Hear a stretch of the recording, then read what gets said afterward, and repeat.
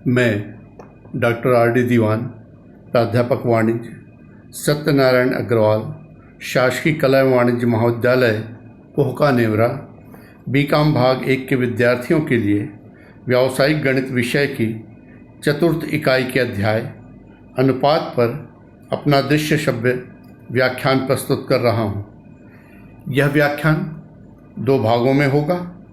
पहले भाग में हम अनुपात के परिचय के साथ साथ अनुपात से संबंधित सामान्य प्रश्नों को हल करेंगे व दूसरे भाग में अपेक्षाकृत कुछ कठिन प्रश्नों को हल करेंगे। उम्मीद है यह व्याख्यान बीकॉम भाग 1 के विद्यार्थियों के लिए उपयोगी होगा। कम समय के व्याख्यान में अधिक विषय वस्तु का लाभ विद्यार्थियों को मिले, इस हेतु प्रश्नों के हल मैंने पहले से ही तैयार कर समझाने का प्रयास किया है। अनुपात का अर्थ जान लें। 2 सजातीय राशियों के मध्य ऐसे संबंध को अनुपात कहते हैं जिससे यह ज्ञात हो कि एक राशि दूसरी राशि का कौन सा गुना या कौन सा भाग है। जैसे आ और बा का वेतन क्रमशः 10,000 रुपये एवं 5,000 रुपये है। यदि इसके आपसी संबंध को देखा जाए तो अ की आय ब की आय का 2 गुना है। अ की आय 10,000, ब की आय 5,000। अनुपात की भाषा में इसे अ अनुपात ब बराबर 10,000 अनुपात 5,000 या अ बटे ब बराबर 10,000 बटे 5,000 या संक्षिप्त रूप में इसे 2/1।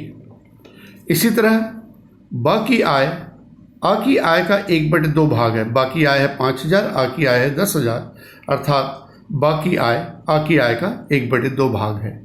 अनुपात की भाषा में इसे ब अनुपात आ 5,000 अनुपात 10,000 बराबर 1:2 या ब बटे अ बराबर 5,000 बटे 10,000 बराबर 1/2 कहा जाएगा। अ अनुपात ब में आ को पूर्व पद एंटीसीडेंट ऑफ फर्स्ट टर्म एवं ब को उत्तर पद कॉन्सिक्वेंट और सेकंड टर्म कहा जाता है। अनुपात में सम्मिलित सभी राशियां अनुपात का पद कहलाती हैं। 2 से अधिक राशियों के मध्य तुलनात्मक संबंध को अनुपात के रूप में निम्नानुसार लिखा जाता है। जैसे मान लीजिए अ ब स द 4 राशियां हैं और ये चारों आनुपातिक हैं, तो इन्हें इस तरह लिखा जाएगा अ अनुपात ब अनुपात स अनुपात द। इसी तरह ए अनुपात बी अनुपात सी अनुपात डी। अनुपात के नियम या उसकी कुछ विशेषताएं, इस पर चर्चा कर लें। अनुपात में पदों का क्रम महत्वपूर्ण होता है। जैसे आपने उदाहरण में देखा था अ अनुपात ब 2:1 है और ब अनुपात आ 1:2 है। यह दोनों परिस्थितियां समान नहीं हो सकती।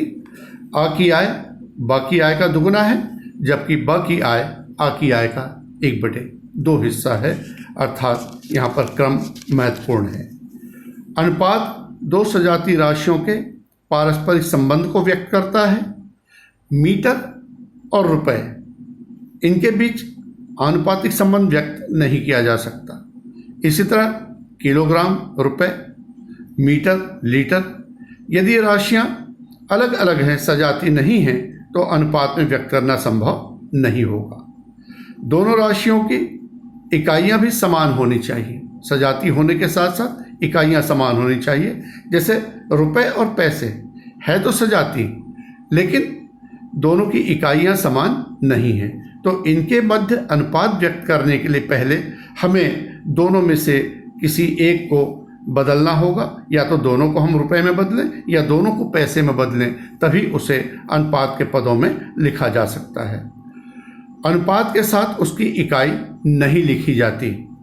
जैसे 500 लीटर है और 300 लीटर है मात्रा, तो इसे 500 लीटर अनुपात 300 लीटर इस तरह लिखने के बजाय 500 अनुपात 300 लिखा जाता है।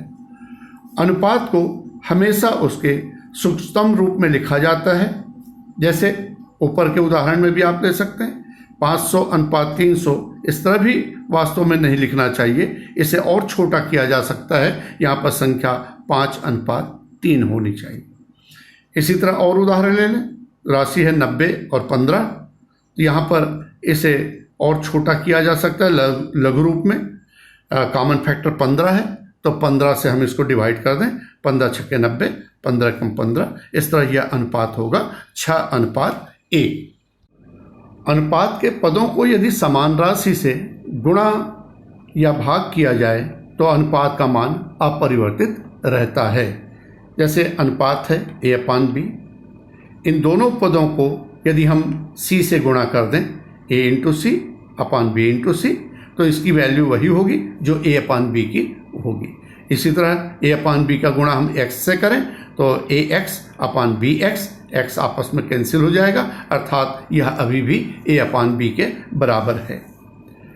अनुपात के प्रकारों पर चर्चा कर लें। न्यून विषमता अनुपात, लेस इन इक्वालिटी, जहां अनुपात का मान इकाई से कम हो, जैसे 1/5, 2/7, 7/15। यहाँ पर आप गौर कीजिए, अनुपात के जो प्रथम पद हैं वह द्वितीय पद की तुलना में छोटे हैं, अर्थात इनका मान निश्चित तौर से यदि हम इस भिन्न को हल करें तो इकाई से कम होगा। समानिका अनुपात, इक्वलिटी, जहां अनुपात का मान इकाई के बराबर हो, जैसे 3/3, 7/7, 13/13। यहाँ पर प्रथम पद और द्वितीय पद दोनों राशियां बराबर हैं। यदि इस भिन्न को हम हल करें तो प्रत्येक दशा में इनका मान इकाई के बराबर होगा। अधिक विषमता अनुपात, ग्रेटर इन इक्वालिटी, जहां अनुपात का मान इकाई से अधिक हो, जैसे 3/2, 7/5, 23/7। यहाँ पर प्रथम पद क्रमशः द्वितीय पद की तुलना में बड़ा है। यदि हम इस भिन्न को हल करें तो प्रत्येक दशा में इनका मान इकाई से अधिक होगा। वर्गानुपात, डुप्लीकेट रेशियो, अनुपात के दोनों पदों के वर्ग का अनुपात, जैसे मूल अनुपात हमें दिया हुआ है 5:7, 5 का वर्गानुपात 5:7 का वर्गानुपात होगा 5 का वर्ग अनुपात 7 का वर्ग। इसी तरह घनानुपात, ट्रिप्लिकेट रेशियो, अनुपात के दोनों पदों का घात 3 लेने पर, जैसे हम एक अनुपात ले लें यहाँ पर 2:3, इसका घनानुपात क्या होगा? 2 का घात 3 अनुपात 3 का घात 3। दोनों का हम क्यूब यहाँ पर ले लें तो 2 क्यूब इज टू 3 क्यूब। वर्गमूलानुपात, सब डुप्लीकेट रेशियो, यहाँ पर दोनों अनुपात के दोनों पदों का वर्गमूल लेने पर, जैसे मूल अनुपात है 2:3, इसका वर्गमूलानुपात क्या होगा? तो 2 का वर्गमूल अनुपात 3 का वर्गमूल, यह मूल अनुपात का वर्गमूलानुपात कहलाता है। मिश्र अनुपात, कंपाउंड रेशियो, 2 या 2 से अधिक अनुपातों के प्रथम पदों के गुणनफल एवं द्वितीय पदों के गुणनफल के अनुपात को मिश्र अनुपात कहते हैं। जैसे हम यहाँ पर उदाहरण के लिए 3 अनुपात ले लें, 2:3, 3:5, 7:9। इन सभी अनुपातों के प्रथम पदों का गुणनफल, मतलब 2 × 3 × 7, इस तरह 42, और द्वितीय पदों का गुणनफल 3 × 5 × 9 बराबर 135। इसको और सूक्ष्म रूप में हम कॉमन फैक्टर से डिवाइड करते हुए 14/45। कुछ अनुपात पर आधारित प्रश्नों को लेकर चलते हैं। पहले कुछ सामान्य प्रश्न ले लें। 2 संख्याएं 5:6 के अनुपात में हैं। यदि दोनों संख्याओं में 7 जोड़ दिया जाए तो नया अनुपात 6:7 हो जाता है। संख्याएं ज्ञात कीजिए। आपने अभी नियम में देखा कि यदि हम अनुपात के पदों में समान राशि का गुणा करें या समान राशि का भाग दें तो अनुपात के मान में कोई परिवर्तन नहीं होता। लेकिन यहाँ पर जो प्रश्न हमने लिया है वह गुणा या भाग के बजाय समान राशि जोड़ने की बात कह रहा है। लेकिन यदि हम किसी अनुपात के पदों में समान राशि जोड़ते हैं या घटाते हैं तो अनुपात के मान में निश्चित रूप से बदलाव आ जाता है। माना अनुपात के पदों का गुणक x है। जो भी अनुपात हमें दिया रहता है वह सूक्ष्म रूप में दिया रहता है। वास्तविक संख्या ज्ञात करने के लिए इसके अज्ञात गुणक जिस कॉमन फैक्टर से मूल संख्याओं को डिवाइड किया गया है उस कॉमन फैक्टर को ज्ञात यहाँ पर मान रखते हुए हम उस वास्तविक संख्या उसकी ज्ञात कर लेते हैं। तो कॉमन फैक्टर यहाँ पर कुछ भी हो सकता है और जहाँ पर संख्याएं असंख्य हो सकती हैं वहाँ पर कॉमन फैक्टर x के रूप में मानना उचित होगा। तो पहली संख्या हो जाएगी कॉमन फैक्टर x लेने पर, यहाँ पर गुणक x लेने पर पहली संख्या 5x और दूसरी संख्या 6x। इस तरह यह भिन्न के रूप में हो जाएगा अनुपात का पद 5x बटे 6x। प्रश्नानुसार दोनों पदों में 7 जोड़ने पर अनुपात 6 बटे 7 होगा। अर्थात हमने यहाँ 5x में 7 जोड़ा, 6x में 7 जोड़ा। इस तरह योग करने के बाद अब इन दोनों संख्याओं के बीच जो आनुपातिक संबंध है वह 6:7 का हो गया है। तिर्यक गुणा करने पर 35x धन 49 बराबर 36x धन 42। पक्षांतर कर लें संबंधित राशियों को। 35x ऋण 36x बराबर 42 ऋण 49, ऋण x बराबर ऋण 7, x बराबर 7। x का मान दोनों संख्याओं में रखने पर तो पहली संख्या हो जाएगी 5x थी तो 5 गुणा 7 बराबर 35 और दूसरी संख्या हो जाएगी 6x हमने मानी थी तो 6 गुणा 7 बराबर 42। अतः हमारा उत्तर होगा पहली संख्या 35 और दूसरी संख्या 42। एक और प्रश्न लें। एक नगर की कुल जनसंख्या ज्ञात करो यदि वहाँ के नागरिकों में साक्षर तथा निरक्षर नागरिकों का अनुपात 2:5 है। निरक्षरों की संख्या साक्षरों की संख्या से 9000 अधिक है। यहाँ पर भी हम पहले जो अनुपात दिया हुआ है साक्षर और निरक्षर नागरिकों के बीच, इनका गुणक मान लें, ये वास्तविक संख्याएं हमें प्राप्त हो जाएंगी। माना अनुपात का गुणक x है, अतः साक्षर की संख्या हो जाएगी 2x और निरक्षर की संख्या हो जाएगी 5x। प्रश्नानुसार निरक्षरों की संख्या साक्षरों से 9000 अधिक है, अतः निरक्षर ऋण साक्षर बराबर 9000। 5x निरक्षर है, 2x साक्षर है, घटा दें निरक्षर में से साक्षर। ये संख्या किसके बराबर होनी चाहिए? 9000 के बराबर होनी चाहिए। अंतर 3x बराबर 9000, x बराबर 3000। साक्षरों की संख्या हमने 2x मानी थी, अर्थात 2 गुणा 3000 बराबर 6000 और निरक्षरों की संख्या हमने 5x मानी थी, 5 गुणा 3 अर्थात यहाँ पर 15000। कुल जनसंख्या कितनी हो जाएगी?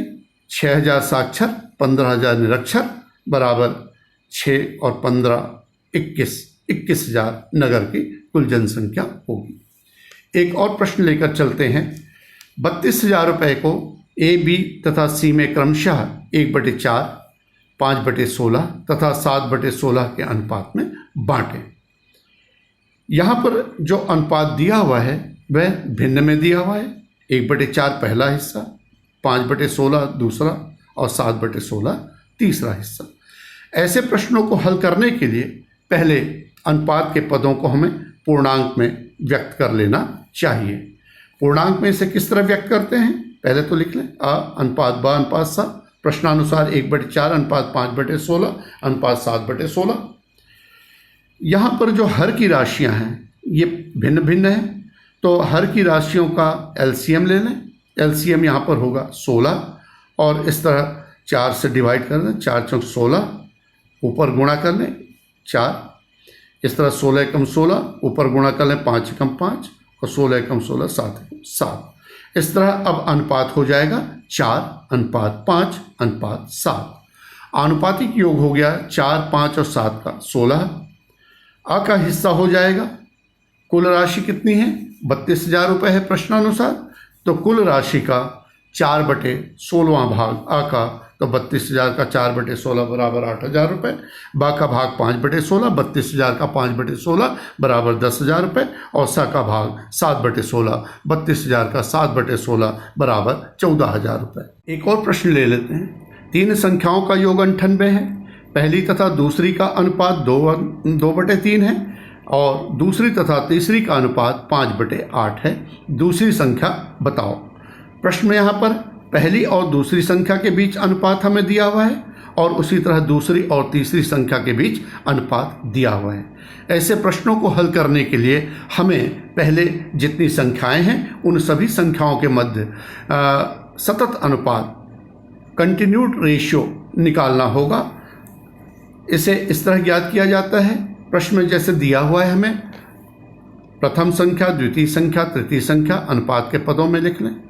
प्रथम और द्वितीय के मध्य अनुपात था 2/3, तो इसे इस तरह लिख लें, प्रथम 2:3, और इसी तरह द्वितीय और तृतीय के मध्य अनुपात था यहाँ पर 5/8, तो इसे लिख लें द्वितीय और तृतीय के मध्य 5/8। फिर दर्शाए क्रम में इसे गुणा कर लें, 5 × 2, और ये रिजल्ट कहाँ पर लिखें, प्रथम के नीचे। 3 × 5, रिजल्ट कहाँ लिखें, द्वितीय के नीचे। और 3 × 8 24, यहाँ पर कहाँ लिखें, तृतीय के नीचे। इस तरह अब इनका अनुपात आपस में हो गया 10:15:24। अभी भी मूल अनुपात वही है, 10-15 के बीच अनुपातिक संबंध कॉमन फैक्टर 5 से डिवाइड करें तो 2:3 होगा, और 15 और 24 के बीच कॉमन फैक्टर यहाँ पर 3 है, डिवाइड करें 3×5 = 15, 3×8 = 24। इस तरह चेक कर लेना चाहिए कि कहीं गुणा आपने गलत तो नहीं किया है।